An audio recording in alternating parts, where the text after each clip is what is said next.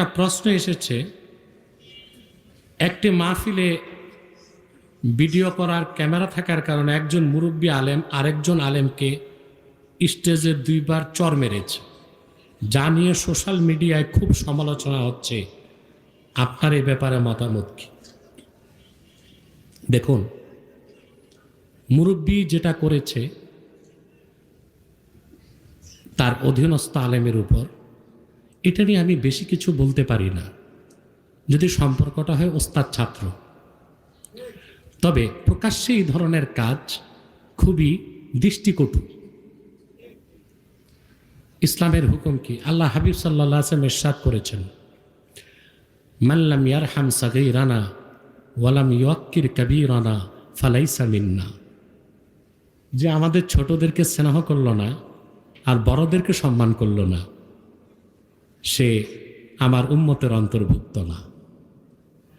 অথবা আমি শিক্ষক, তার মানে এই না আমি আমার ছাত্রকে প্রকাশ্যে মারব। এটা সুন্নাহের খেলাফ কাজ। কথা বুঝতে পারছেন? দ্বিতীয় হচ্ছে, অনেক সময় উস্তাদকেও ছাত্রের বয়স কম হলে সম্মান দিতে হয়। সম্মান, আমি আমার নিজের জীবনে একটা কথা শোনাই। ঢাকাতে এক প্রখ্যাত মাদ্রাসায় আমি মেশকাত পর্যন্ত পড়েছি, নাদুয়াতে যাওয়ার আগে, দারুল উলুম করাচি যাওয়ার আগে। একবার সেখানে আমি গেলাম, আমার প্রিয় মাদ্রাসা, আমি যাব না, যে আমি বড় বিপদে পড়লাম। মাদ্রাসার যিনি প্রিন্সিপাল মোহতামিম, উনিও প্রখ্যাত আলেম, আবুল হাসান নদভী রহমতুল্লাহর খলিফা।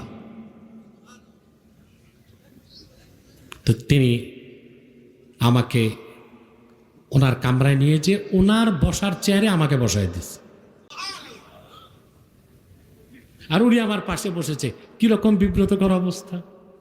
আমার শিক্ষক, উনি আমাকে পড়িয়েছেন, উনি ওনার চেয়ারটায় আমাকে বসায় উনি পাশে বসে গেছে, আর আমি বসি আর উঠি।